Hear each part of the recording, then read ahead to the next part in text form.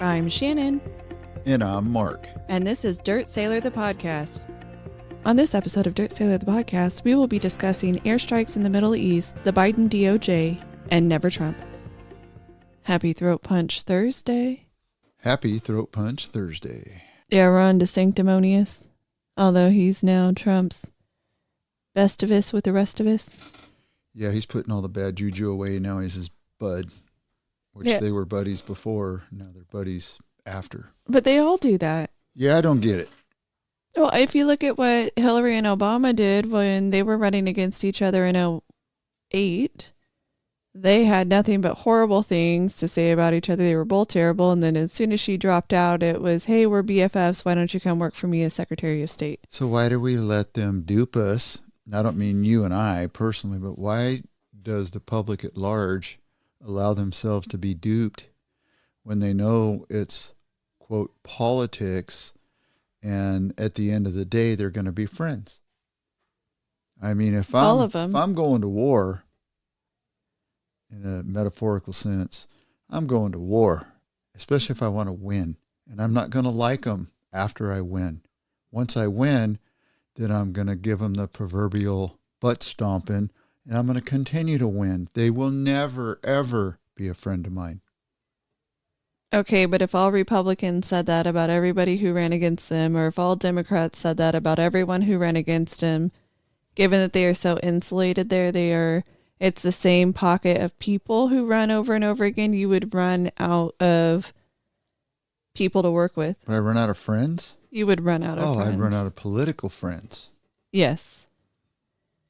And it's very difficult as a non-political type to make it in politics. Oh, I see. I'm not saying it shouldn't be easier, but it is very difficult. So have you heard any scuttlebutt? About what? What kind of scuttlebutt? About one of the many trials that Trump's going through right now? I mean, I've heard some. Are we talking about Fani Willis? Are we talking about Eugene Carroll? That's in Georgia? That is in Georgia. Yeah, I guess there's a lot more to this young lady than meets the eye. Yes, there has been quite a bit, and depending on who is in charge will be whether or not she gets investigated. So the Georgia Bureau of Investigation has said they are not looking into her. At least that was a statement that they made recently. Now they could come out and change their mind. That was as of last Thursday, so a week ago. But they said that they are not looking into her. They have not launched an investigation into any misconduct or anything like that. But you have a judge who has said that they are going to be investigating her and she needed to respond to certain things regarding her conduct. Yes, and she has been actually asked to step down. By whom? By her lover's ex-wife. Okay, but the lover's ex-wife doesn't get to have a say in what you do. It's people from both parties. That was tongue-in-cheek. But apparently she says, she being the ex-wife, she has proof that they went on elaborate trips and that she spent the money that he spent the money that was given to him by her, which was taxpayer money, which he was not qualified to do what she hired him to do. And I guess that's kind of, you have to look at that in two parts. Number one, apparently he wasn't a very good attorney to do what he needed to do in this case, and maybe not a good attorney is not the right phraseology. Not qualified, doesn't have the appropriate background to go forward with something quite so big and quite as in-depth as it needs to be. But on the other hand, he obviously was good enough to do what she needed him to do to earn the money. Apparently, in that regard. So his name is Nathan Wade. Get that name out there. We can't just be talking about Fani Willis. Let's also talk about Nathan Wade. Nathan Wade is getting divorced.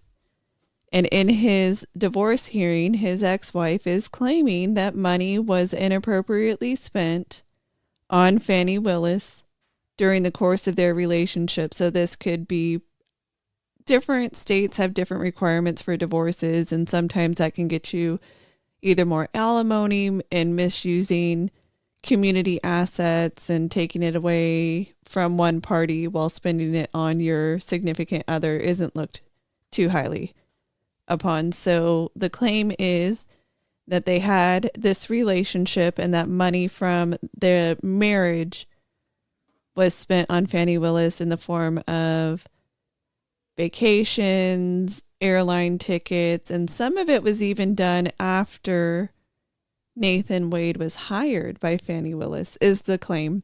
So the soon-to-be ex-wife or the ex-wife in this divorce proceeding has asked that Fannie Willis be deposed so they can try to figure out when the relationship started, how much money was spent, things that are material to a divorce hearing. Because if Nathan Wade spent $1 million of their assets on his girlfriend / lover, then that's money that got stolen from the marriage, right? If they're supposed to split from their assets. community Yes. property. So Yes. I have no idea how much money is involved in this. I was just throwing out a number.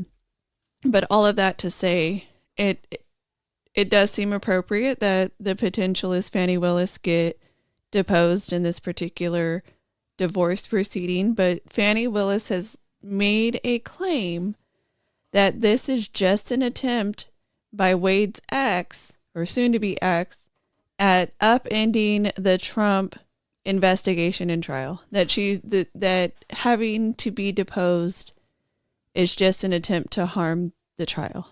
Well, and it wasn't her that brought this to light. It was another defendant, because I believe there's multiple defendants in Right. It the wasn't Trump her. case. It wasn't Trump. Well, Yes. the defendant, another defendant in the Trump case, said that there was an improper relationship. So he obviously had a real good private detective to find all this stuff out.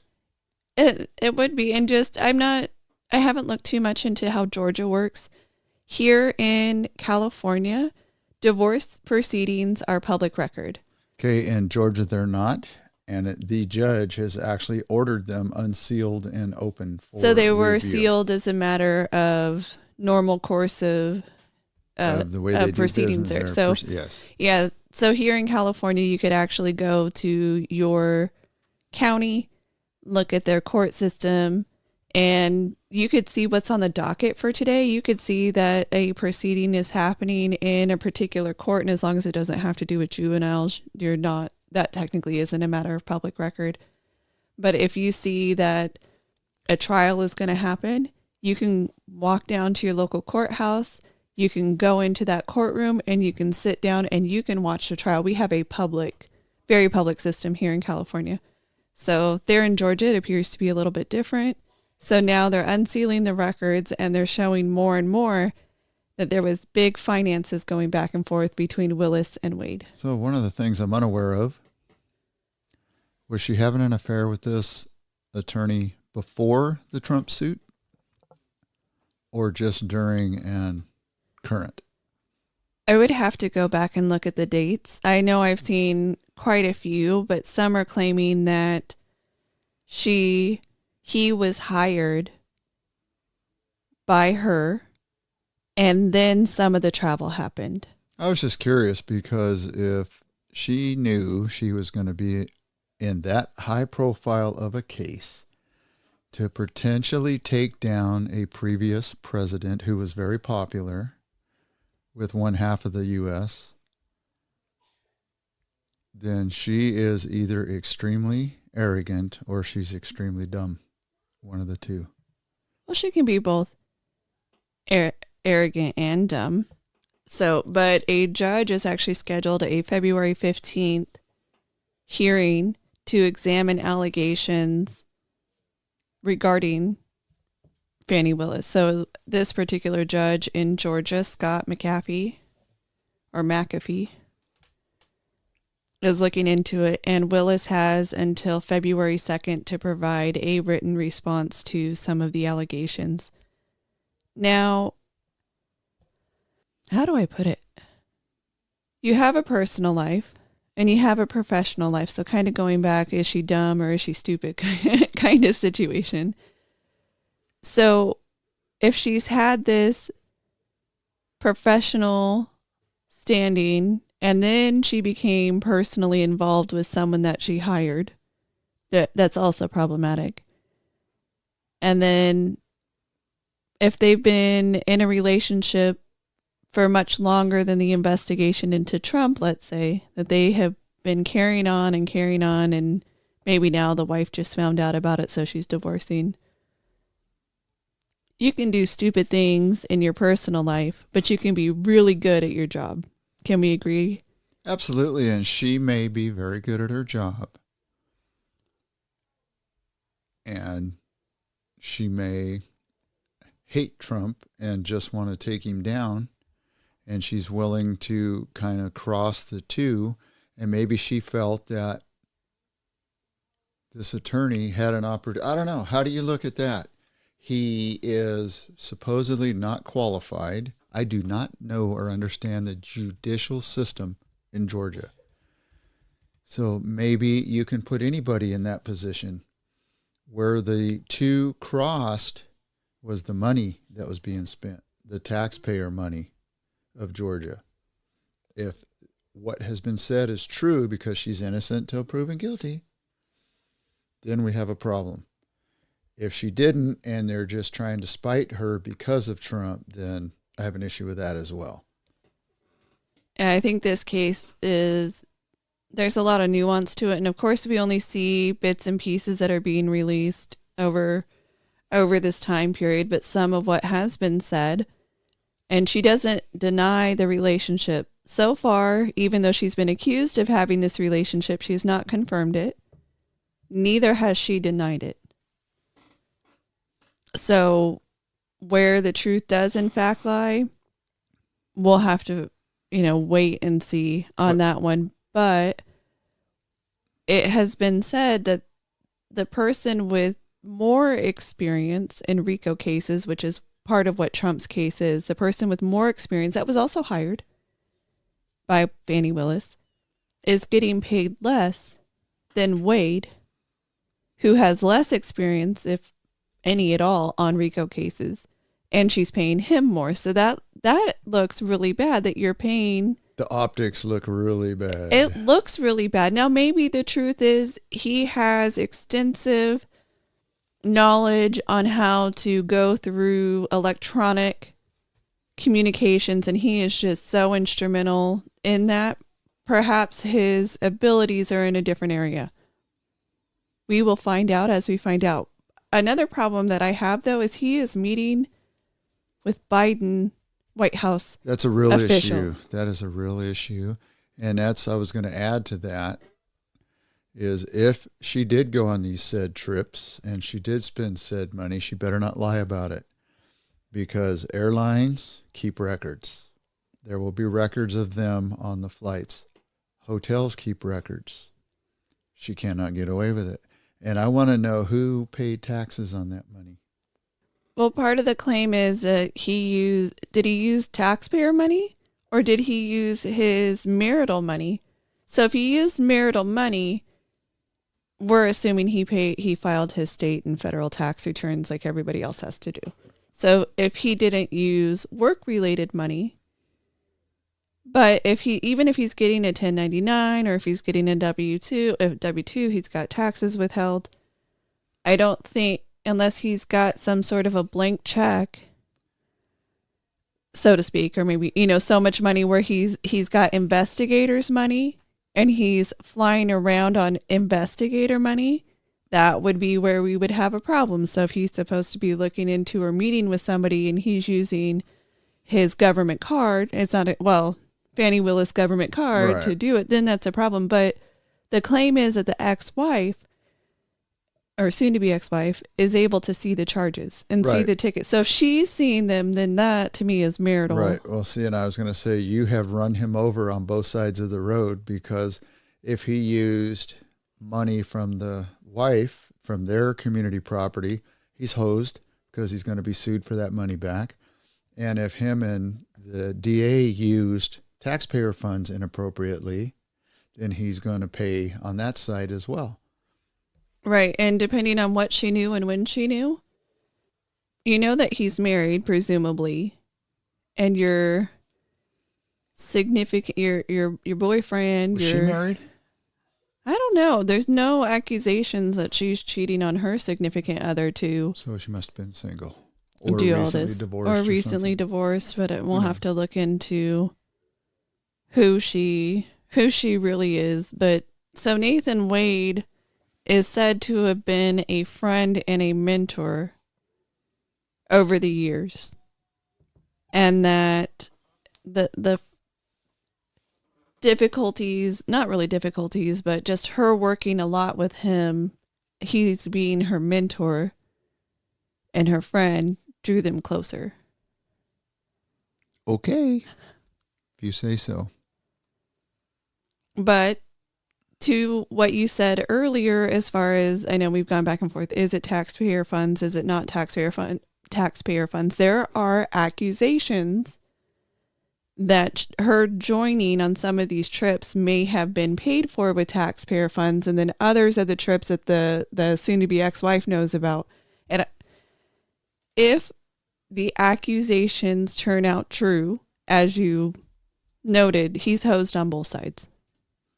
He is not a good dude. He is using taxpayer funds and using personal assets, pulling from what should be community property. And some of it might be not okay. Or he could just be a jerk. Because again, Georgia might have different requirements, but in a marriage, your significant other could use money in ways that you just absolutely disagree with, or hide it from you, hide what they're doing. Maybe don't even show their paycheck, just go and do what they want to do with that money. And they essentially take community money out of the relationship, and you're never going to recover that. So he could just be a jerk using community money to pay for his girlfriend on the side. But in the end, the ex-wife or soon-to-be ex-wife may not be able to recover that. He That's just what I is want, a jerk. some community money. How do I get me some community money? So I made a statement last week, and I think I need to retract part of it. Ooh, what are you going to retract? So it was the Hunter Biden cocaine was found by the FBI on the gun holster.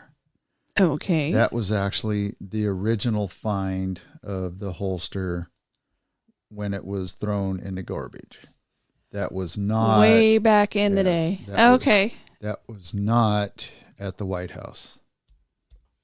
Okay, that's interesting. I think the stuff at the cocaine at the White House, in order to not be able to fully investigate it and make sure that nobody got in trouble, they kept changing where it was found, who found it, who had access, where the first family was, where Hunter Biden was during that time frame. So the truth is, we will never probably know the truth unless someone who actually knows the truth speaks out about it, because they tried to misdirect so many times they get to point fingers at each other and just say you'll never know. Well, the cook, the chef, will write a book after he or she's out of the White House, and they will say, yeah, I know whose it was. I found it because I moved it for Hunter from the kitchen and I put it there, or something of that nature. Somebody always comes out with a book. Yeah. Chef special, cocaine, cupcakes, and lines of... And margaritas. And salt lines of margaritas. They seem to have problems with that. They seem to be pathological back there in D.C. You know, we have the January 6th committee who was commissioned to investigate what happened. And it was supposed to be what? What word did they tell us, even though they didn't really put 50-50 on both? Bipartisan? Bipartisan. So it was supposed to be a bipartisan investigation into January 6th. And There's what no did we such find? thing. Not there, but what did they find? Well, what we found was recently a bunch of documents have been discovered to have been deleted. More than 100 encrypted files. Yes. Days before the GOP majority came in, they decided that deleting encrypted files to make sure... Wait, isn't this supposed to be public? Yes. Well, a smart IT guy like your husband undeleted them, but they're encrypted, and a certain amount of Democrats know the encryption and how to unlock them, but they refuse. So what's in those 100 that we need to unencrypt and look at? Why would we commission a committee of bipartisan people when they're not bipartisan? You want to get bipartisanship? You take 50 people from the Central Valley in California that are conservatives. You take them back there. You take 50 people from, pick a state that has liberals. Just pick one. Well, New York. Okay. City. Let's pick New York City, because you can get the outskirts of New York, just like you can get Central Valley, you can get farm, you can get ag, you can go to Tulare. You will get different types of people. Right. So we just talked about the Central Valley. You theoretically could go up to San Francisco, go down to LA, go to Austin, Texas has a lot of liberals. So Texas itself, not really a liberal state, but it is turning purple because Austin has turned it purple. Right. Nevada. Yeah. Nevada is more liberal. So true there's bipartisanship. A blue state. Sorry, tangent. That's okay. And we need folks to look at all the evidence with open eyes and come up with a conclusion. Not, I don't know how many were on the committee, 10, 20, whatever, 30. And every one of them looked at it with blinders on, just like, quote, Republican Liz Cheney. Well, she's not bipartisan. She's not a Republican. If she is, she's a rhino Republican in name only. And they weren't there to find the truth. They were there to destroy the previous president. Period. All right. And as we talked about before, Orange Man bad, right? We had wildly different experiences on January 6th. Wildly different situations that happened. And as we've noted, there were people who went to the Stop the Steal rally with Trump, and then they left.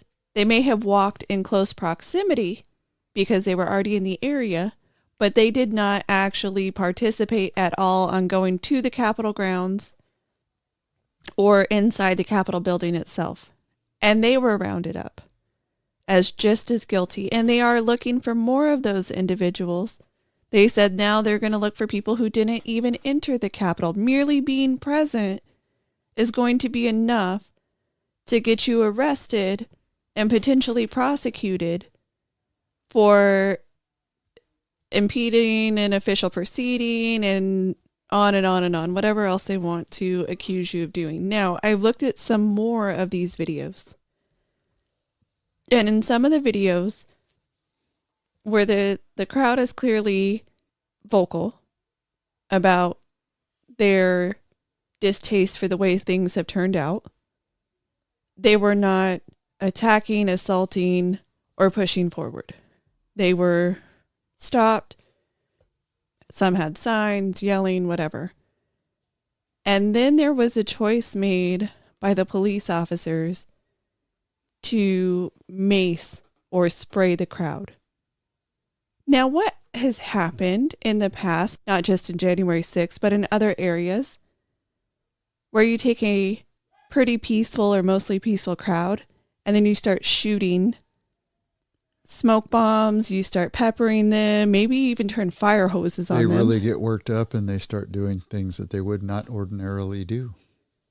So if you find yourself in a peaceful or mostly peaceful chanting with a crowd and then you get assaulted by somebody, I'm not saying you're right, but I'm also saying some responses are reactionary that you don't have as much control over. You will get angry and retaliate, and that's the fight or flight thing, and you will get into a fight mode to where, like I said, you'll do something you wouldn't ordinarily do. And then you have situations where they have now clearly shown that agents of the government lied in court. Once the videos were released to the public, some of the statements that have been made in the court cases where people have been found guilty by the police officers have now been shown to be false. So what do you do in a situation? Let's just give the benefit of the doubt. The person walked up and whacked a police officer in the head with a stick. On video, we see it. There's no doubt. But then the police officer goes to court and lies under oath about the entirety of the situation. Another police officer comes up and says that they witnessed the whole thing and here is my testimony about what happened. And later on, the video is released of what happened, and it is not what the police officer said it was. And in fact, the second officer's testimony is completely contradicted by the fact that they weren't present and they were in a completely different area and never could have witnessed. Wasn't it amazing how all the January 6th congressmen and senators and cops were more than, not cops, but they were more than willing to believe every officer 100%. Yet when something happens to where they are accused of striking a person or shooting a person or beating them up, they don't trust them at all. They give them zero respect and zero credence. Right. So what is the is? And I just find you have a really difficult time. I have a really difficult time with January 6th when I can see some of the videos that completely are a very different story. Or if somebody who was in the crowd has a medical emergency of some type or gets crushed in the crowd, and so that leads to a medical situation for that person, and they are down on the ground and they are unconscious, and some of the other crowd is moving away from that person, and a police officer is nearby, and then they take out their baton and they start beating the bejesus out of a passed out, unconscious person. So that's the videos I'd like to see. I would like to have that video played at the same time as all these, quote, peaceful protesters way prior to that during the George Floyd protests and all the others, and compare the dollars that were destroyed, how many buildings, how many people were hurt, and how many were actually arrested and prosecuted. And let's see the parallel, because I believe that the January 6th thing only lasted how long? It was within a few hours. And these other protests have been going on for how long? Years. Yes, over a year. Billions in property and personal damage.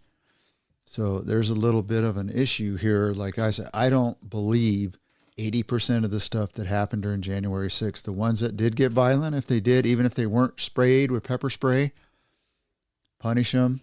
Everyone else, leave them alone. Okay.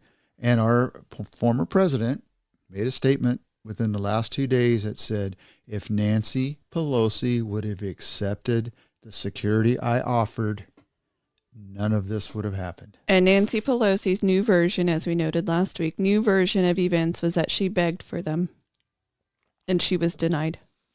Well, I do believe that his press secretary, him being Trump, Kayleigh McEnany, I think. Kayleigh McEnany, but McEnany. Was she the press secretary on the 6th, though? Well, she was with him at the time. Okay. Because I remember her coming out and saying that a lot of the stuff they were accusing him, he did not say and did not do because she was there. Yeah, so I understand that this is not my favorite medium of communication, but it was and is Trump's. Using Twitter at the time on January 6, 2021, and him posting, this is not who we are, this is not what we do, it's not what we're about. I can't remember his exact words, but it was to the effect of, this is not who we are, peace, stay peaceful, we love law enforcement. And he said it in different form of words, but the same sentiment. This is not who we are, stay peaceful, we love law enforcement. So he says that, but then they say, well, he didn't go on national television and speak to the people, therefore his tweet doesn't count. Or it was super secret coded language for everybody to continue the assault on the Capitol. No matter what he said, it was either not good enough or it was coded language. Now, go ahead. No, you just brought a thought to my head. How many people were arrested? How many people were convicted? How many people were actually there that were anti-establishment? You compare that to right now our sitting president that's opened our southern doors up and has allowed millions through that we have no doggone idea who they are. Right. We have more people who are being allowed in on a monthly basis, let alone a daily basis. We are talking 300,000+ people that we can point to, 300,000+ people per month. That's in the mills, people, in the millions. And we just had one that was interviewed by a news media outlet. Oh, the one The one that said, "Don't worry, you'll know me real soon." Hey, sir, where are you from? Who are you and where are you from? And that was his response. Yes. Don't worry, you will know me real soon. Mm-hmm. You have people who are crossing along that southern border that you have no idea who they are. No idea. Is there young mom, young dad who only want to come to the United States to earn some money and give a better life to their family back in insert whatever country here? Absolutely. And if we want to have an economic migrant visa, as I have said before, let's get a visa for economic migrants. If that is what we want and need, we want people who want to work, right? You're an economic migrant that says you want to work. You're here for job opportunities. Great, create a visa for that. The answer isn't flood the southern border with everybody who thinks they can earn more money across the world. But that little thing aside where they try to tell us everybody's all kumbaya, economic migrant, and then we call them asylum seekers, which they're not. But we have people who, believe it or not, hate our guts. And want to kill us. And it's not just people who are of a specific background. There are people from all over who hate our guts for a variety of reasons. And you cannot say, oh, well, if it's this one person from this one country, we can stop them. No, we can't. Because there are too many people who wish us ill and would absolutely love the opportunity to snake their way in and make our lives very miserable. And they would gladly do it. Yes, they want to get rid of the big Satan. And I do not understand how we can say that our securing our border is a non-issue. Open borders is the way we should be. If we could kumbaya our way out of life, that would be great. But guess what? We, the United States, has approximately 4% of the world's population. 4%. So how many billions of people do you think that we can just have come in as an economic migrant without the infrastructure? We've talked so much about infrastructure that all of a sudden we're forgetting that word when it comes to allowing people in. Now, places like Maine, they are setting up apartments, like building apartments, setting up apartments for these economic migrants and giving them free rent for 2 years. Okay, what about your single moms? Have you set them up with a free apartment? What about U.S. citizens and that money have for lived 2 there years? their What about whole your single life? dads? What about your single dads? We can't even get adequate subsidized daycare or paid for daycare.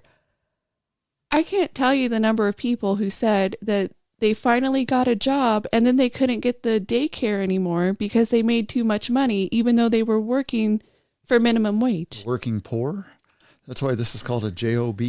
Journey of the broke. Journey of the broke. So why is it we will take people that we don't even know who they are and put them all together in an apartment complex with wildly different backgrounds and opinions on who's allowed to be out in public, when they're allowed to be out in public, and who's allowed to speak? Safety be darned. And just say, kumbaya, come to America. Okay, you know what, Maine, you want to do that? Great. 300,000 people a month are coming your way. Take them all. Take them all. Absolutely. Show us what you got. Run what you brung. Well, I think that the people on one side of the aisle have a skewed sense of reality. And they actually, it's a disease, I think. Maybe they're do-gooders and they feel compelled to try to help the world out. Problem is, you make a situation worse by trying to do something that really is not going to work. It may have worked, as I say, in theory for your college thesis, but it's not going to work in real life. No, and you're right. There's definitely a lot that does. And I've compared it here a few times, the United States of America to a building or a restaurant or a store. It has a maximum occupancy that's dictated by a municipality, and our country should have the same. We cannot bring everybody from all over the world in here. It's just not possible. Can we talk about our problem with homegrown terrorism for just a minute here? So we just mentioned, the southern border being open, that it could lead to a national security issue or bringing terrorism in. Let's talk about that homegrown terrorism. Do you know who the bank or who the feds are targeting? Homegrown terrorists, I'd say MAGAs. Yes, so they are looking into the banking transactions of potential terrorists, and they requested that banks turn over information on people who used MAGA or Trump in a transaction. So think if you Zelled somebody money on your bank, or if you sent it via an app, maybe you bought a flag from somebody, so you put MAGA flag. I got a hat. MAGA hat, Trump hat, something. Well, MAGA and Trump on banking transaction would get you scrutinized by the feds. That was a potential that you are a homegrown terrorist. So the initiative was part of an investigation linked to the events of January 6th. And according to Jim Jordan, he unearthed documents indicating that the Treasury Department's Financial Crimes Enforcement Network, FinCEN, had advised financial institutions to monitor for signs of this extremism. It also included transactions where somebody was buying religious texts, unexplained travel expenses. I don't know what explained or unexplained would be, but purchases from retailers such as Dick's Sporting Goods, Cabela's, or Bass Pro Shop. You are Purchased from all the above as a potential for extremism and terrorism. And Turner Outdoor Sports. Yes.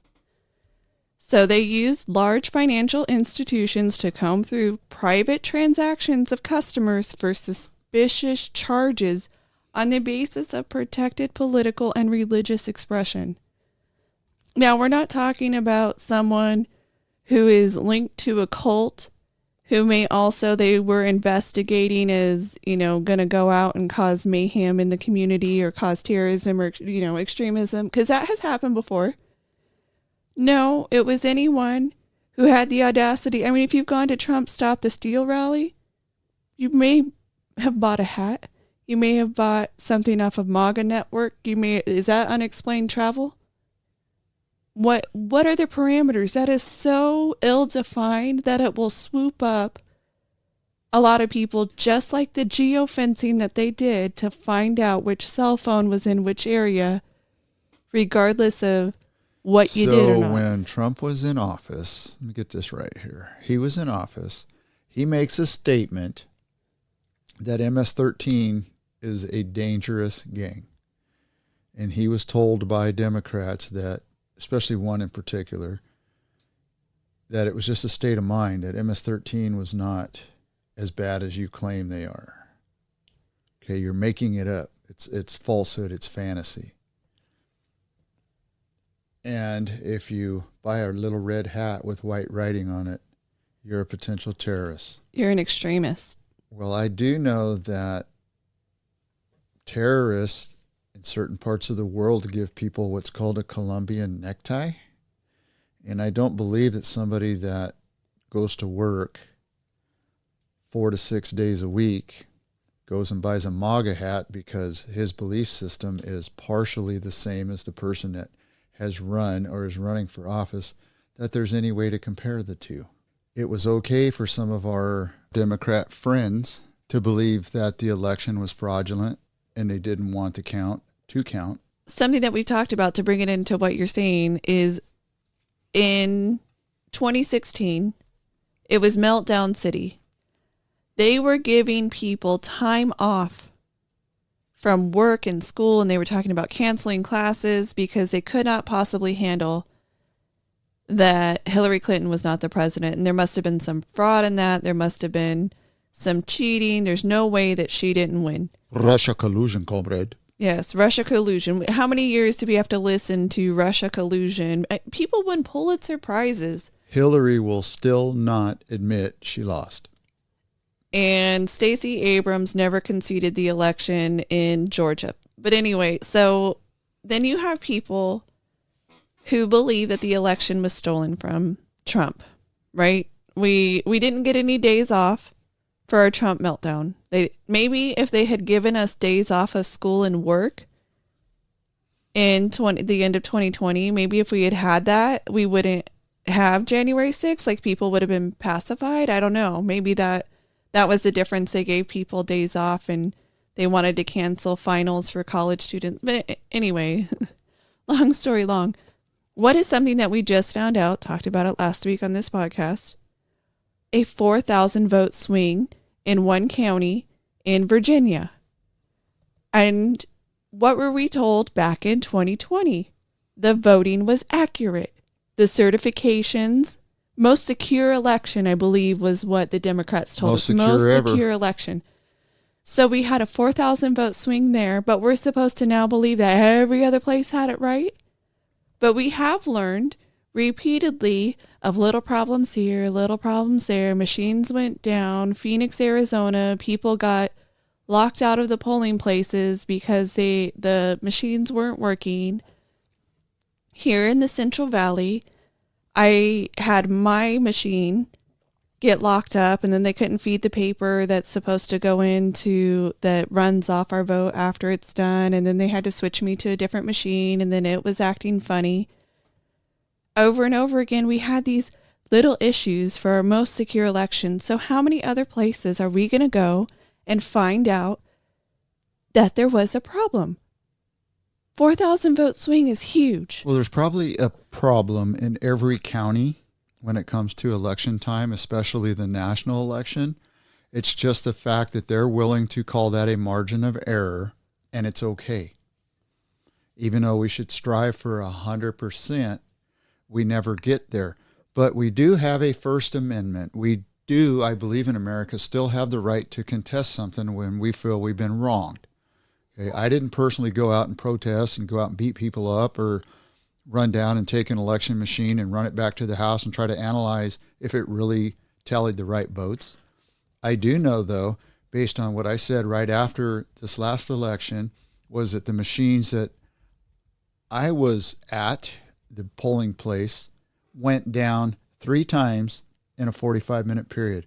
I finally got frustrated because it was freezing cold outside to the point where I told them to give me a paper ballot, and I voted with a paper ballot and stuck it in a little box there and went on my merry way.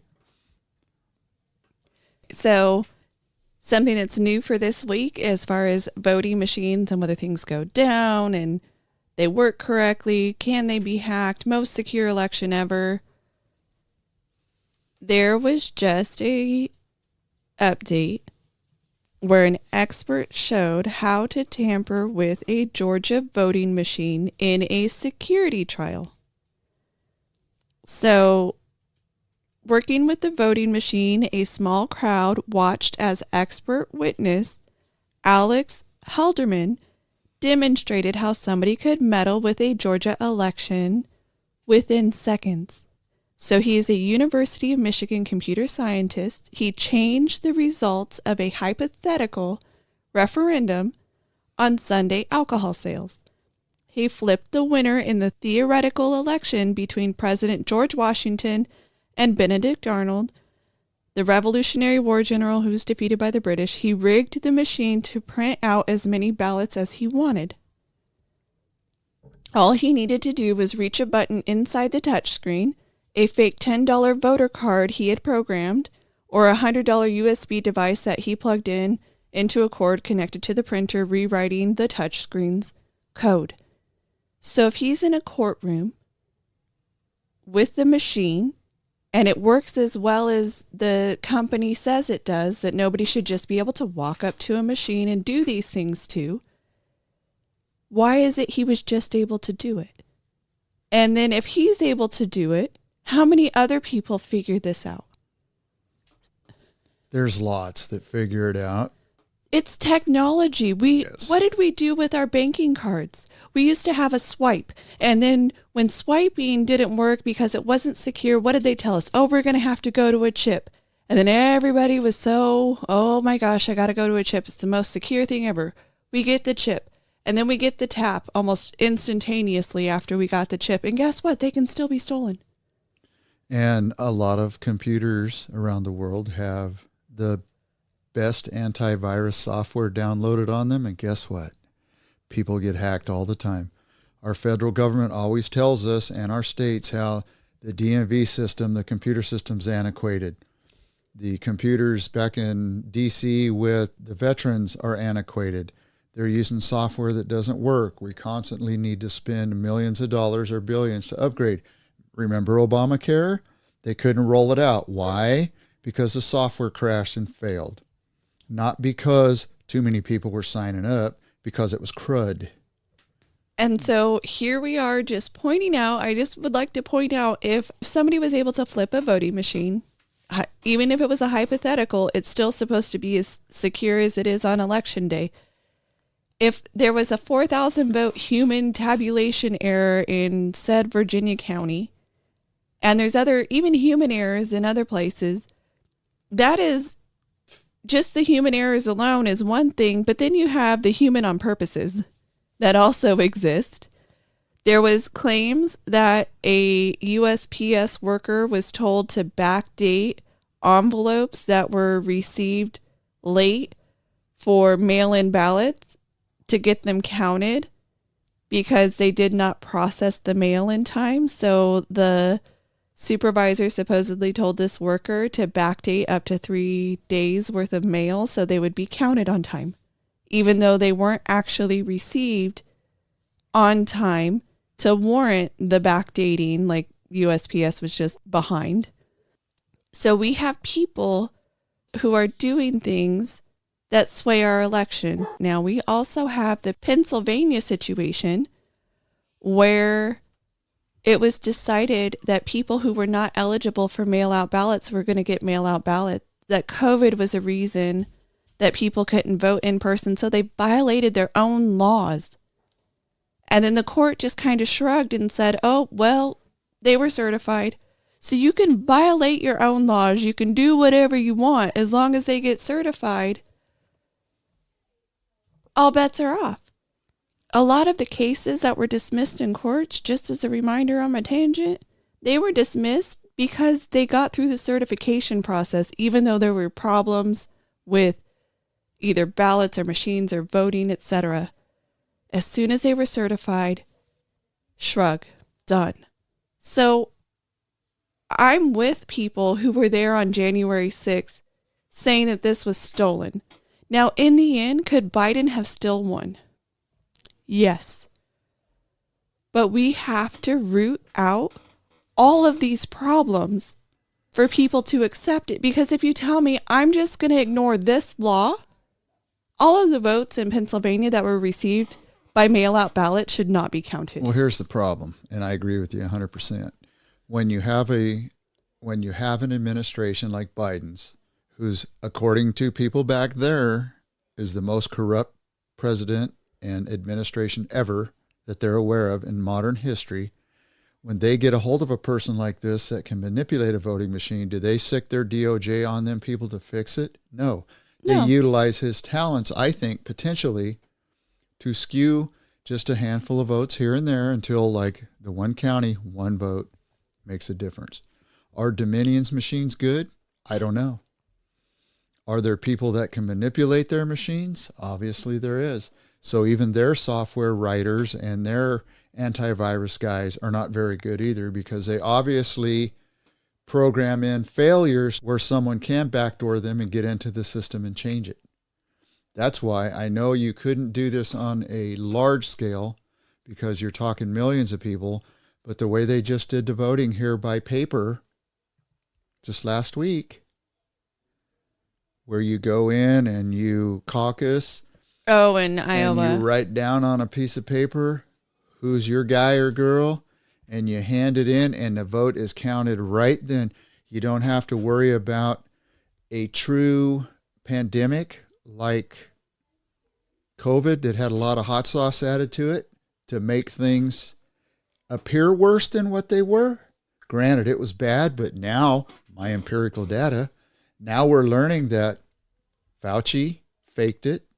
A lot of other people around him knew, and they're still holding the ball, and they won't release all the information. They're trying to push this thing under the rug, that mask mandates didn't work, the separation didn't work, keeping kids out of school didn't work, the lack of testing of the vaccine has cost potentially a lot of lives. It's hurt people. It's killed people. Not as many as a pandemic, but it has taken lives. And all because, as I heard from Collins, that Fauci was over the top of his skis, or the fact he thought he was doing the right thing originally, like you and I had talked. Then all the power and the structure and the manipulation, it got sideways, and they just kept running with it. So what you're saying really brings home a point for me. So we are told how important science is. I'm not saying science is not important. Real science, right? The real actual science, not made up science, not hokey science, not science that companies throw in there to try and like say their product really works when it doesn't work, but they're trying to massage out the numbers and get it on the market. True bona fide science. It's something that I want to know. Does masking work? Does the 6 feet of separation work? Does washing your hands work? Does keeping kids home from school work? Does shutting things down, making people only drive in a car with 2 people tops as long as one's in the front and one's in a back seat, nobody side by side? Do partitions work? Does the shot work? Does Paxlovid work? Does hydroxychloroquine work? Okay, I have like lots and lots of questions, not just surrounding this particular disease and the outcome, but I want to know these things. And I think it's important that we know these things. So we did all of these things. We were uncertain of what was to come, and it turned out not to be, in some regard, not to be as bad. But we need to know, because if, more like when, because we seem to manipulate a lot with our science, but when something else hits, or when we have a particularly bad flu season or a particularly bad cold season, even at that level, we need to know scientifically whether all or any or part of these things work. Because if they don't, let's study them, we studied them, and now we're here, we're finding out these things didn't work. We don't need to re-implement it if we have a particularly bad cold season or flu season because we're scared. Again, I want to know the science. So, okay, you made the wrong decision. Hey guys, I totally thought 6 feet was it. It turns out it's not. I thought the mask would work. It turns out it didn't. I thought that, whatever it is, scientifically, we need to know this, what works, what doesn't. So in the future, we don't just re-implement the things that make us scared. Well, unfortunately, and feel better. Our history likes to repeat itself. A lot of that stuff was very well spoken. No, those little plexiglass little screens that were at Costco don't work, because diseases know how to roam around those in the air. When their particulates are lighter than air, they can float around for hours and hours before they die off and fall down. And you are right. We need to know, because you don't know what you don't know, right? And in order to learn something so sophisticated and so dangerous, you have to have all scientists on board. You got to utilize every scientist in your toolkit. And when you take scientists that actually helped invent mRNA and potential fixes like that, and you tell them, or you tell the world that they're crazy, don't listen to them, well, how is that science? So you've limited yourself now from 1,000 potential experts down to 20. And all you want is an echo chamber. So it turns out Fauci going on TV saying 6 feet, or going on TV saying 27 masks, or whatever it was that he was saying at any particular time. You need to isolate, quit going around people. You must not congregate in more than so many people. It turns out that that was so wrong that it was detrimental. Yeah, see, and that's not us saying those things. That's his inner circle now coming out and saying, hey, we should have stopped this like within a couple of weeks. When we realized that these things weren't working and it was still passing, because guess what? In California, we should have seen leaps and bounds. is what we should have seen. And to a side point, I know that Newsom and DeSantis had their little television spotlight where they were debating each other. And Newsom talks about how they shut down California. He shut down California and the kids had a certain rate of learning. And then the claim is that DeSantis started to shut down, but then reopened right away. And they had a certain rate of learning and that the shutdowns really worked in comparison because he's trying to compare a grade level to a grade level. So what did that tell us? That California students learn better when they're shut down than when they're open? You're not doing yourself a good service if you're telling us that you need to shut down the schools in order for our educational system to actually be better as a side issue. That's okay, but you can poo-poo that because even prior to COVID, California's ranked what? Almost dead last in education? We're pretty bad. Towards the bottom. Okay. I think we're trying to find out how far we can actually dig out that bottom to make us go down more, too. Well, and you don't have a lot of kids that will listen, pay attention, and actually learn when they're in a classroom setting or environment. So do you actually expect us to believe as simple thinkers and not critical thinkers that taking them out of that environment, putting them at home by themselves, giving them access to the internet, access to their Xboxes and their PlayStations and, all of the stuff that comes along with that, do you really think they learned better and it was better for them? It's an idiotic statement for 100%. Governor Newsom or anybody else to think we're dumb enough to believe it. Just like, hey, let me get on my soapbox about masking because I saw somebody today walking by themselves in the rain on a hiking trail with a mask on. Okay. So they're either somebody that's sick all the time, they have some kind of disease, or they were stymied and buffaloed by this whole process.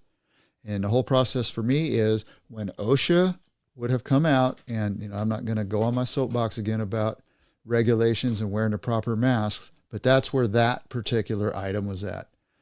And it's interesting that no one at the federal level or the state level ever came out with an OSHA requirement. Hey, OSHA says if you're in this environment, you're enclosed for so long in this space with this amount of air, you must wear an N95. Throw your underwear away. Take that silly little neck thing you wear around your neck when it's cold out. Don't put the gaiter. Yes, don't put that around your face. Don't use your wife's brassiere. Wear the proper mask. Cut and dried.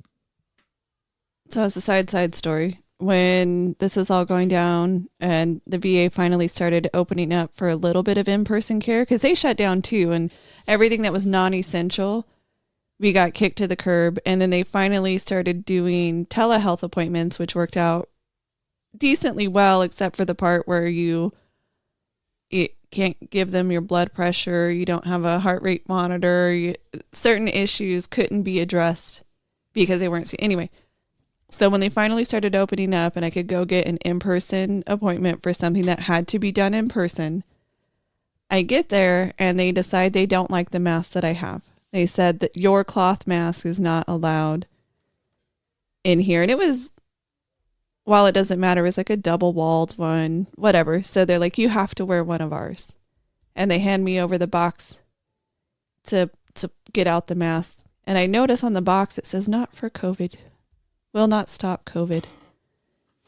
And then I'm thinking, okay, so I can't wear my mask because you said it's not appropriate. But then you're handing me a mask that on the box, it actually says it doesn't protect against COVID. Gosh, we're stupid. Brilliant. We're pretty smart, aren't we? Well, from what I understand from listening to some of these experts that are now coming out and rolling over their fellow scientists, there was one gentleman that basically said that vaccine suppliers now, like Pfizer, Moderna, Johnson & Johnson, they're off the market now unless they decide to re-up later. But they were a big one in there not at the beginning. just the COVID thing. This is just drugs. Oh, just in general. Drugs in general, that they're now stock and shareholder driven. So they look to maximize their profits. It's not about the health of their patients or of the people they're providing this med for. Some of them have great effects. I have to say that I am now a student of having to take meds the rest of my life because of my recent heart incident, as I call it, the thing. And I'm following the science on that. But, you hear all these case studies where they bring this med out, they make billions of dollars, but they get permission from the government to not be sued, and then come to find out it's killing more people than it's helping, and they quietly pull it off the market, but they just go right to the next drug. So I guess it's that you could compare it to a voting percentage. They're playing the odds, and they're okay with the margin of error. Because if they made $5 billion, it cost them $100 million to make it, and they're fined $500 million. $500 million. It's still a huge profit for the shareholders. They won out for it, and that's what, unfortunately, that's part of what they do. And in other countries, they're not actually allowed to market directly to the people. There's certain other requirements that they have on these drugs, so we wouldn't even really know about them. And then here in the United States, the drug companies send out their reps to doctors' offices and hospitals. You would think like, oh, hey, I just want to let you know we have a new heart medication. I'd like to talk to you about it. Here's some samples. Or we have a new drug for headaches. I'd like to talk to you about it. Here's some samples.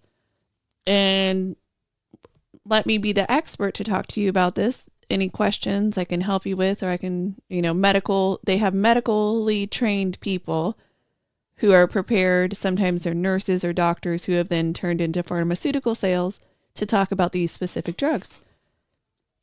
Well, the companies want to buy participation from the doctors and hospitals. So how do they do that? They give them fully catered meals. They give them nice prizes. If they hand out so many of them, they will give them a kickback.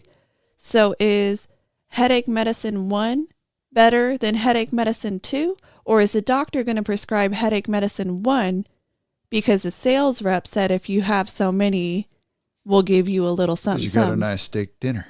Yes. And in fact, at some of these locations, the doctor's offices are so used to being sought after that they will even tell them what places they will not accept a catered lunch from.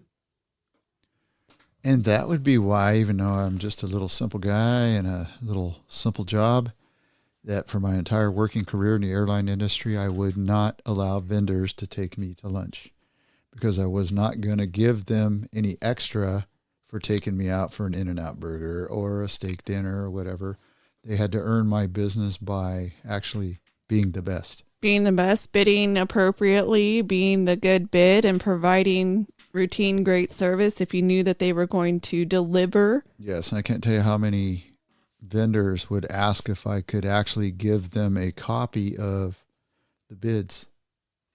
So I would say absolutely. So I would take a Sharpie and I'd mark all the pricing out where you couldn't see it, just what I wanted, and I would copy it and hand it to him, say, there you go.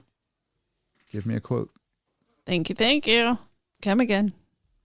Yeah, I just find our system a little interesting in that regard but okay, so I'm going to bring it back around, getting around to truth, right? Our government, these were government officials. These were officials, Fauci and the others, they are officials.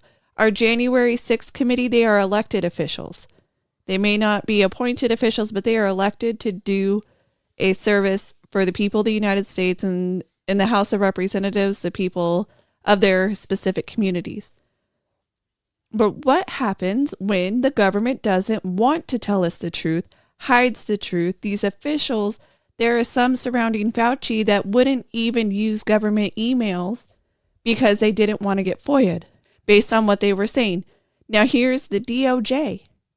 Let's talk about the DOJ in this particular regard. The DOJ, 4 years later, has admitted that the Hunter Biden laptop is real and the information on it is real. It did take them 4 years to finally come out and say, oh, yes, it's real. Because what did we hear from the beginning? 51 intelligence officials, as prompted by then candidate Biden's court, prompted to sign a letter saying it was Russian disinformation. And they tied it to Russia because Trump-Russia collusion was the previous 4 years. So you had Biden with access to intelligence officials that were willing to sign on to say that this was just Russian disinformation. Then they denied it for years and years and years after Biden is elected. They're saying that it's not real. They're just trying to get after the first family. Oh, 4 years later, yes, it was real. Well, it's because, as you've noted many times, the statute of limitations is running out on a lot of this stuff. And you can bounce that over to Hillary with her computer stuff and the bleach bidding and the destruction of government property. Those BlackBerries were government issued. Just like all of the government issue phones that got wiped right after January 6th when they were trying to subpoena to figure out what our officers knew and when they knew. Trying to find the truth? Oh, imagine that, trying to discover the truth. So I'd like to touch on, technically we talked about it a little bit earlier, but this is a story that we have talked about on this podcast for some time now. When people cross the border or get into Mexico to cross the border illegally, they are putting money into the pockets of the cartels. And a person attempting to get smuggled from somewhat local in Mexico pays one price, and then the farther away you are from the border, the more you pay. So a person from China could pay up to $60,000 in an attempt to get themselves smuggled into the U.S. Why does that matter?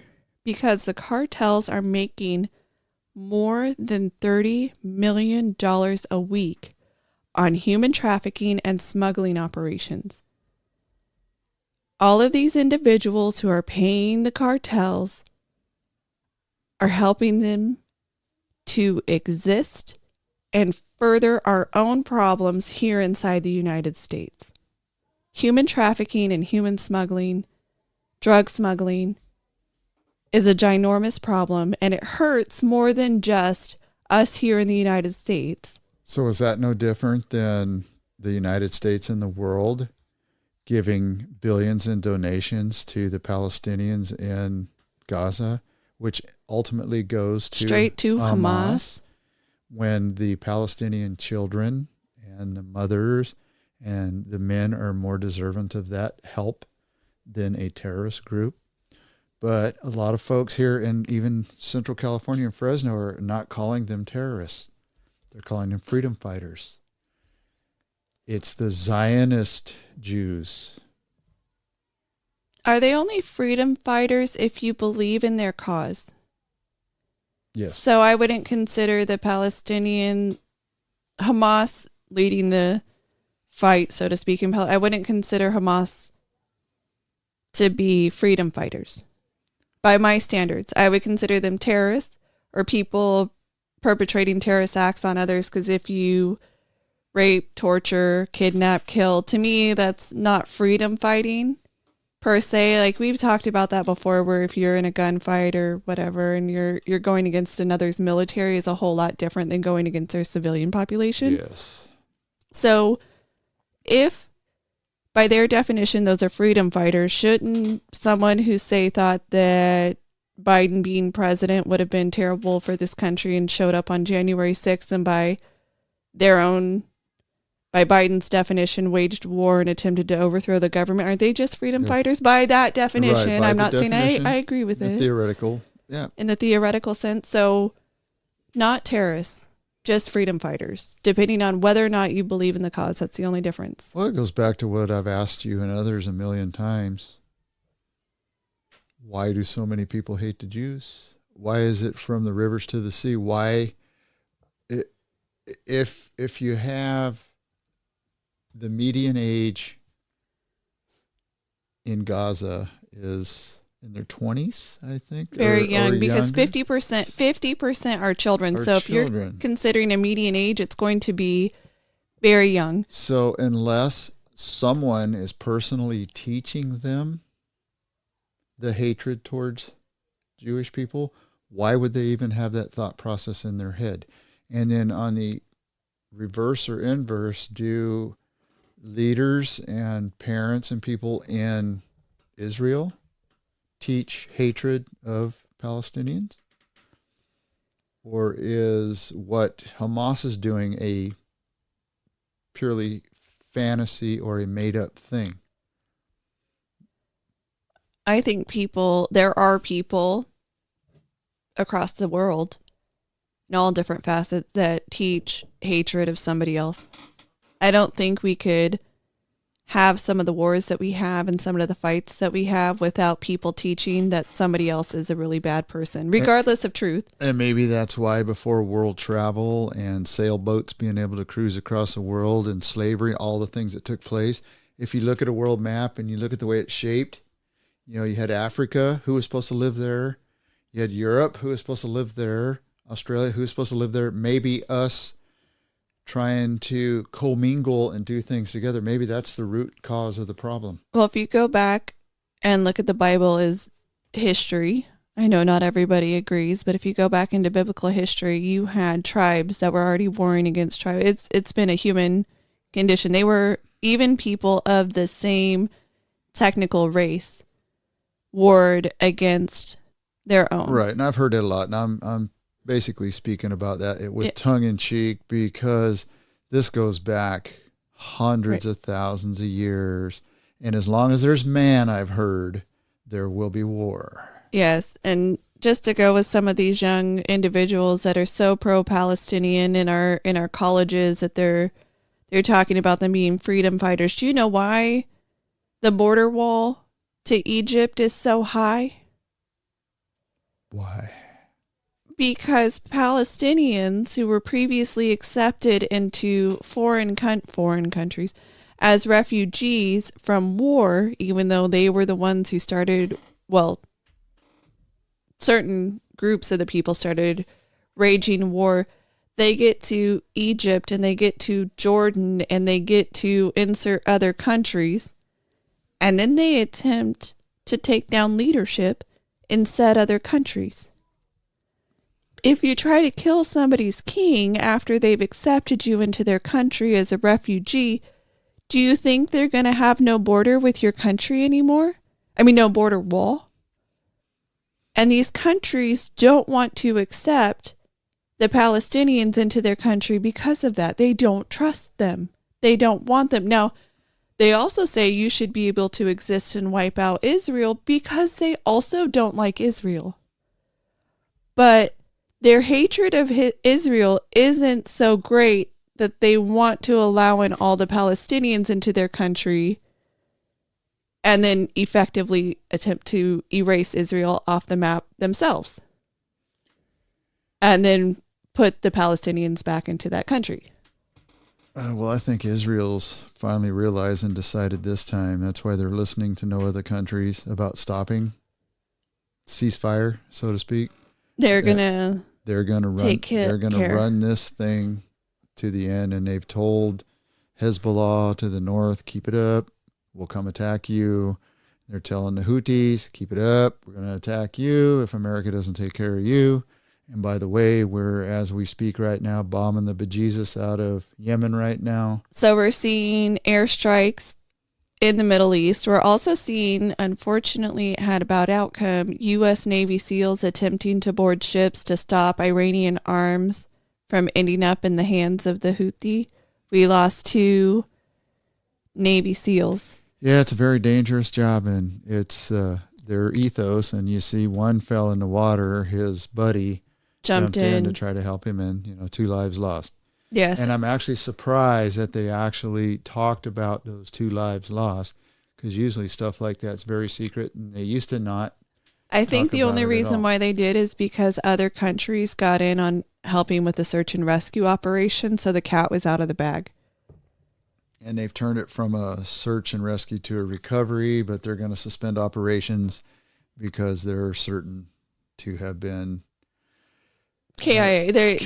Not killed in action. They believe drowned. Davy Jones's locker. Yes. Yeah. So So we have that. We have U.S. operations already underway because there have been many missiles fired at U.S. personnel across the Middle East, at ships, civilians as well. Some of these commercial ships have been shot at. They've been taken over. They've been boarded.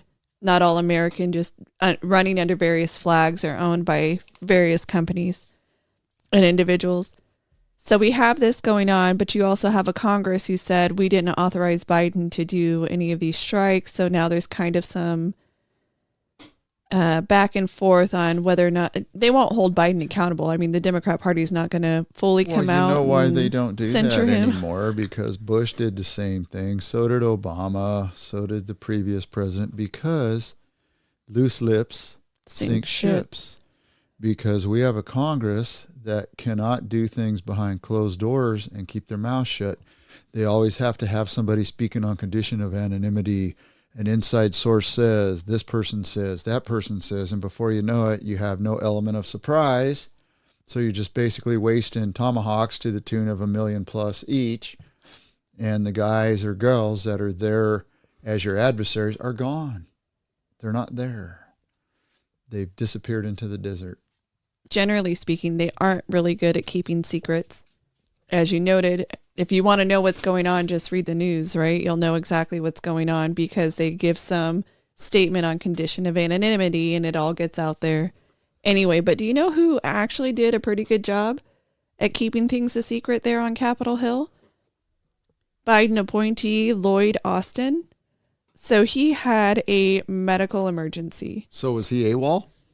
So technically, yes, he was. So I guess he had a planned surgery and then he had some medical complications from the planned surgery. So his aide calls 911. So it's bad enough that you can't just put him into his car and run him to the hospital, right? If it's bad enough for you to call 911, it's pretty significant enough. So an aide calls 911 and then asks the operator to be subtle about sending the ambulance to his home and to please not use lights or sirens. They didn't want people to know. They wanted to keep it subtle. I mean, an ambulance showing up at the house, I guess people aren't looking if they can't hear or see it. But not only that, he then, nor does his aide, appear to tell the rest of the higher ups, the government up to Biden, that, hey, I've had a medical emergency, or in this case, the aide saying, hey, he's had a medical emergency.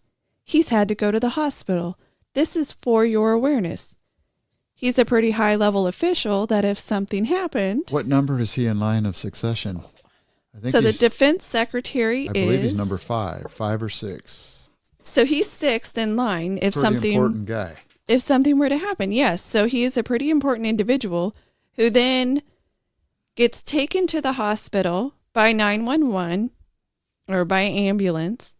And then unfortunately he arrives on New Year's Day. So that was a Monday. And he stayed for 2 weeks before being released from the hospital. And then he was expected to work from home after that so he could recuperate. And I kind of feel 2 ways about this. You're high enough up that you should be letting the people know what's going on, even if it's just to say, I have a medical situation, or the aide to say he has a medical situation and he's going to be out. We're not sure for how long. He's under hospital care. I don't think you have to say exactly what's wrong with him. Here's the complete medical information. Now, if he's going to be incapacitated, hey, he's going to be in a coma. He is unlikely to recover, whatever it is. Yeah, you're going to have to say some of the medical information, but you don't have to be, in my opinion, extraordinarily specific. I believe you get to retain some of your medical autonomy, but not saying anything, people not being aware of where he is, I think that's a big problem for somebody who's 6th in line.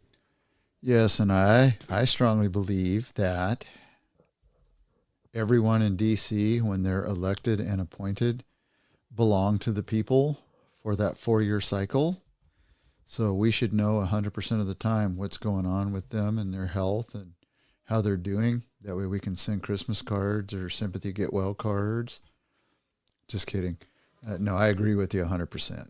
It says that the Pentagon may have known some. The Pentagon waited 3 days to inform the White House that Lloyd Austin was in the intensive care unit. Well, even if they informed him, would he remember?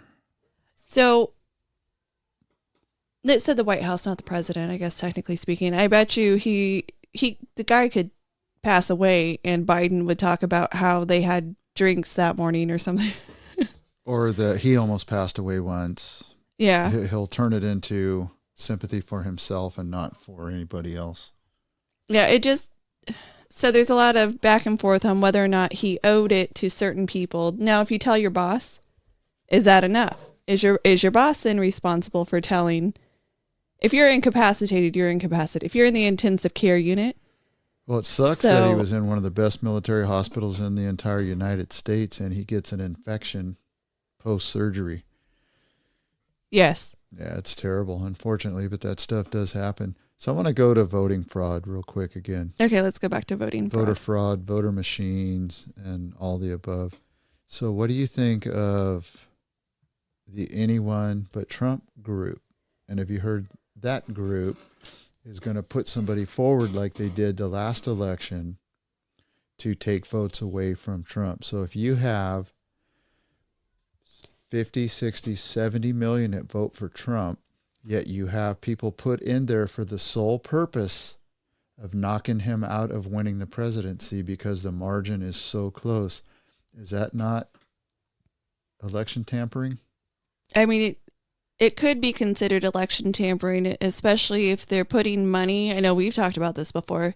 You're putting money into someone intentionally that you hope will have a different effect than what they're supposed to have. Like, we all have the opportunity to run as long as we meet the basic requirements. But if somebody pays money to try and make sure I can never publicly speak, for instance, I say I'm going to go down to City Hall and give a speech, and they pay somebody to make sure that it's inaccessible, is that election interference? Yes.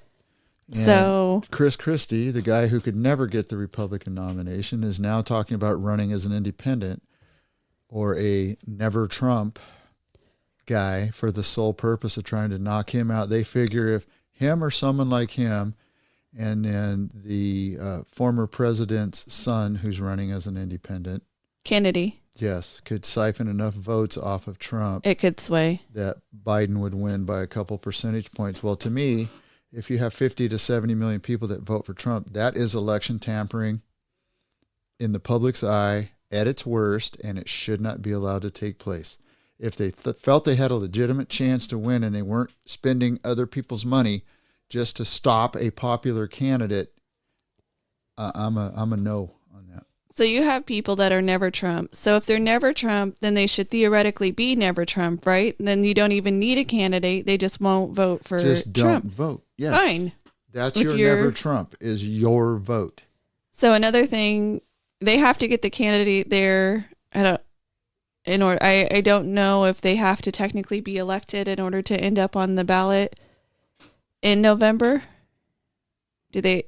Because what happens if we've seen Iowa, now New Hampshire, and we're going to start seeing February is South Carolina, and then we start, snowballing from there on everybody getting their primaries.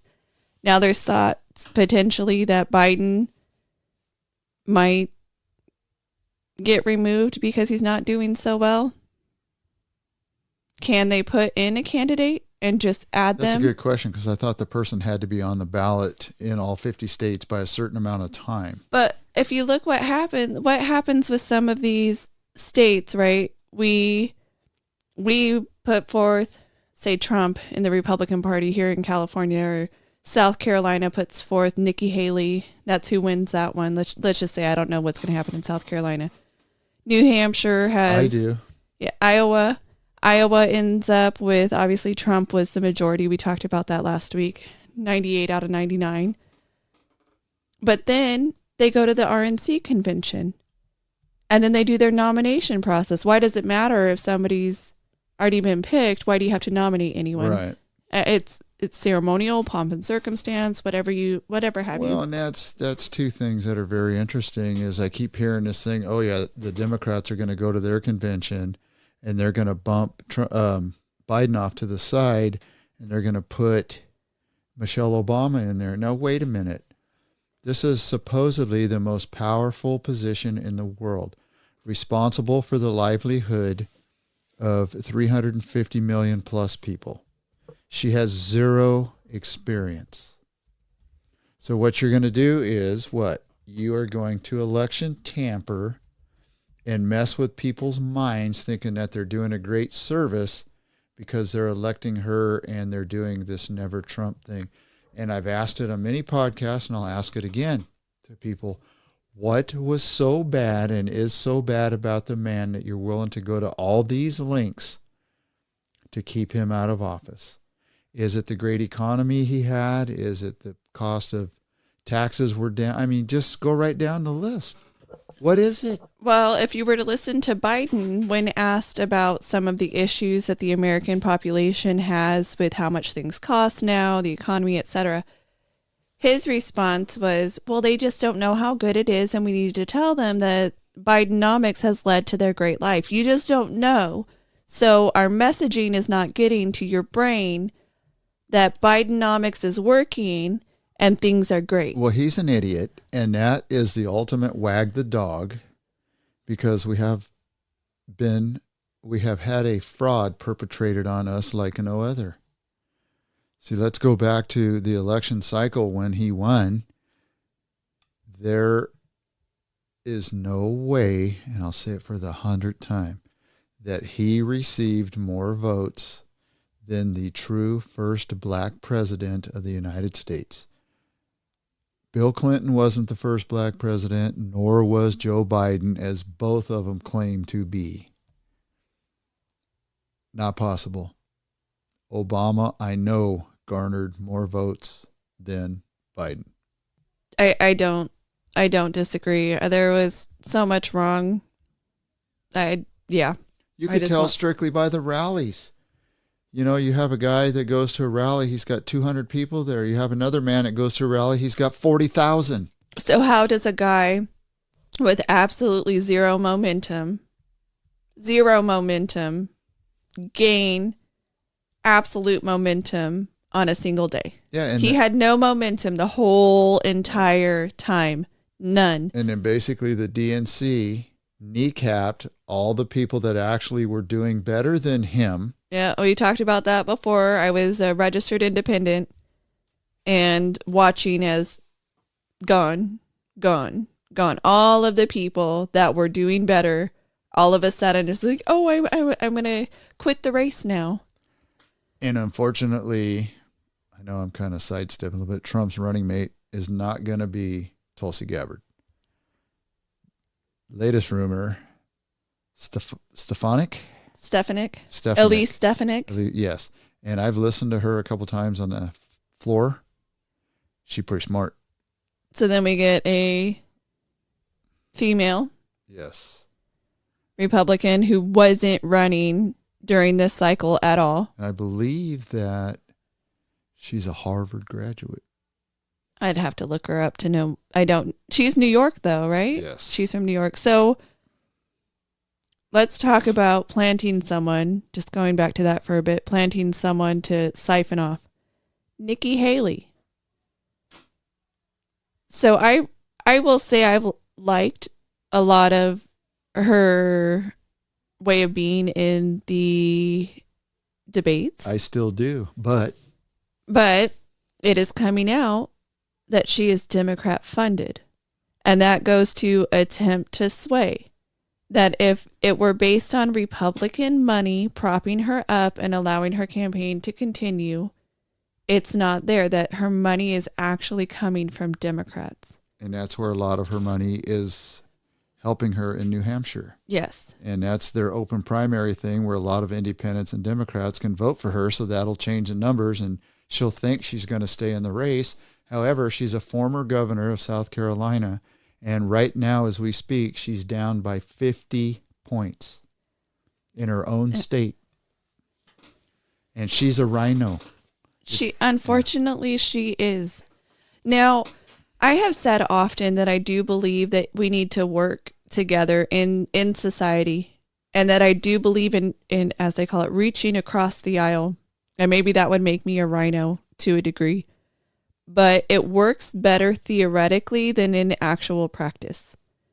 And I say that because Americans on many issues are actually more towards the center with each other. Mm-hmm. But then we get polarized and we end up with vote blue no matter who and vote red till we get tribalized. We do. We absolutely do. So on these issues that we could all actually agree on, we see party line voting, and you end up a rhino, or you end up, is there a dino? I don't think so. But where when you should be reaching across the aisle because we all fairly agree in that center, we're tribalized and pitted against each other.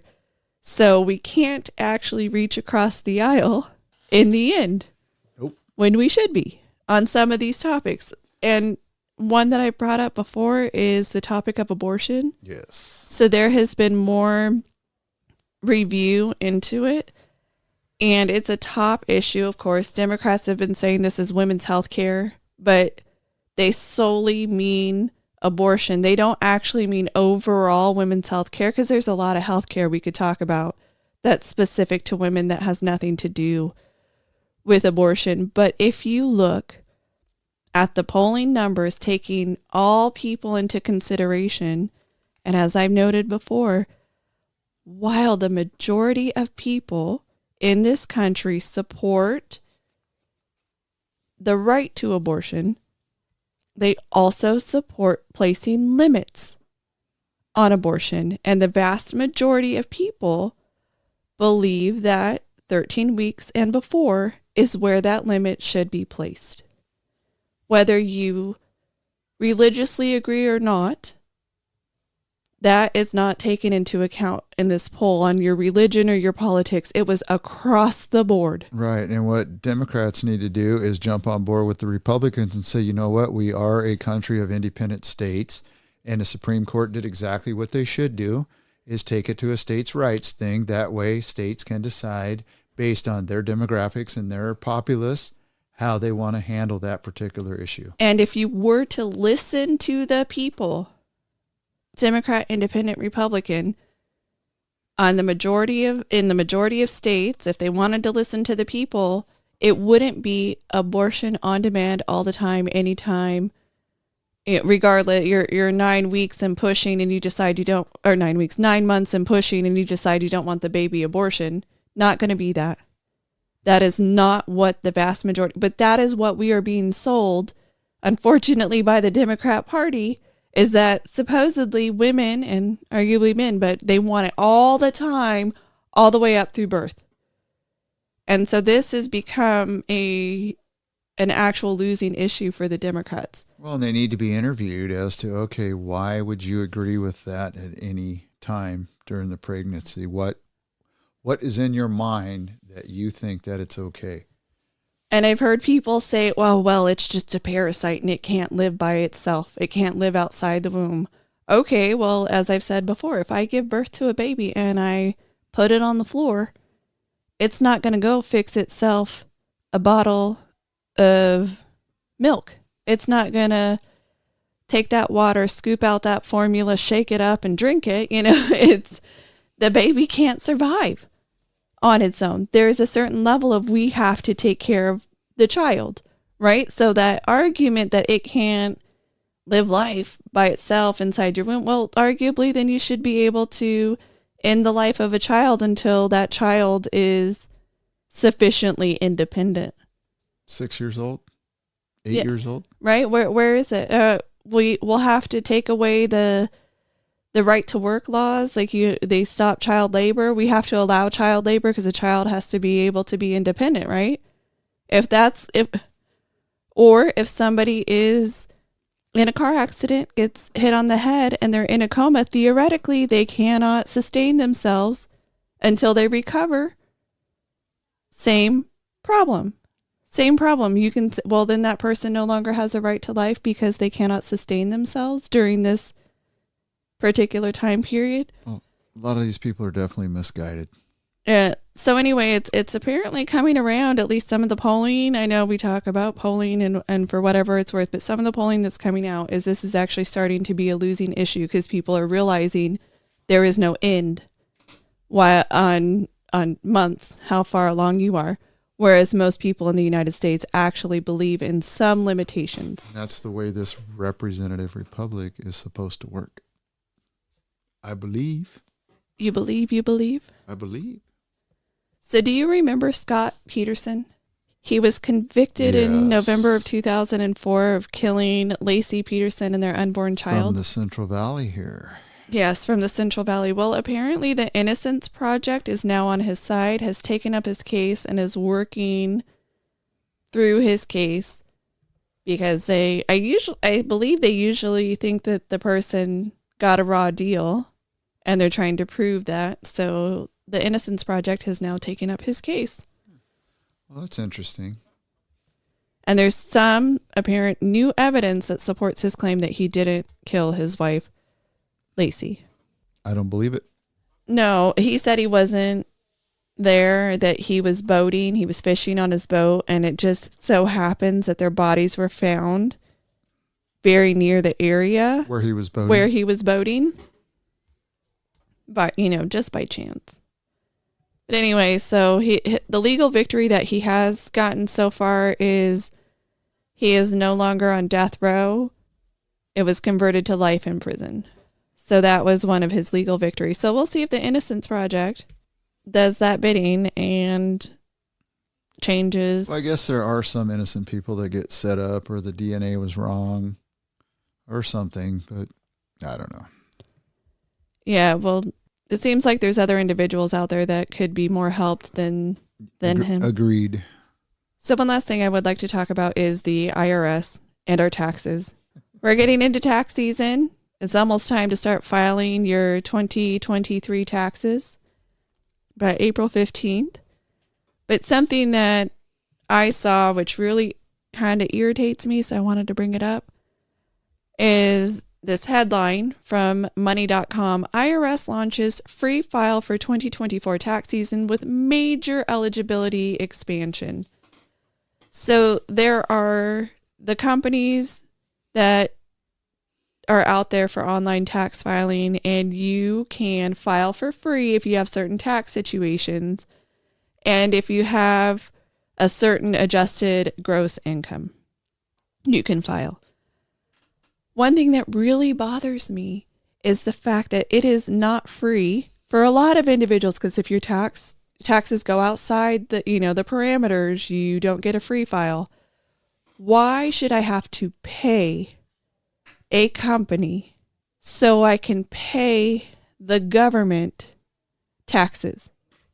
The government should be telling me you're good or you paid too much and cutting me a check automatically. There should be no, oh, well, you have to figure out, based on all of these complicated laws, whether or not you paid enough, didn't pay enough, if you owe us, how things are going to go down. And we're not going to tell you what it is. We're going to keep it kind of a secret. Oh, and by the way, you have to pay for the luxury of paying us. So that should go back to the flat rate tax that you and I have talked about before, number one. Number two, I had an individual that worked for me for a long time. Prior to him working for me, he owned his own company for over 25 years. And he used to make that same complaint is, when I pay quarterly taxes, why do I have to hire an accountant and pay him or her to set up what I have to pay the IRS when they're the ones that should be dictating to me what I owe? Well, I believe individual taxes, if you look at the tax chart, it says if you make from this amount to this amount, you owe this amount. If you make from this amount to this amount, you owe this amount. That's it. None of this creative, oh, well, you can write this off, you can write that off, you can take this out, you can take that out, you can add this in.